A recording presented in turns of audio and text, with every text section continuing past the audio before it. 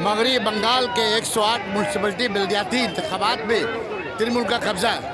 मुखालिफ सियासी जमातों का मुनसिफाना इंतखाबात न करवाने पर तृणमूल पर इल्ज़ाम। कहा अवाम को वोट नहीं देने दिया गया। बल्दियाती चुनाव में इलेक्शन नहीं सिलेक्शन हुआ है। म्यूनसिपलिटी वार्ड में 18 के तृणमूल उम्मीदवार नौशाद आलम ने रिकॉर्ड तोड़ 7,000 वोटों से फतह हासिल की। उन्होंने आवाम का शुक्रिया अदा किया और कहा ये जीत हमारी नहीं बल्कि आवाम की है।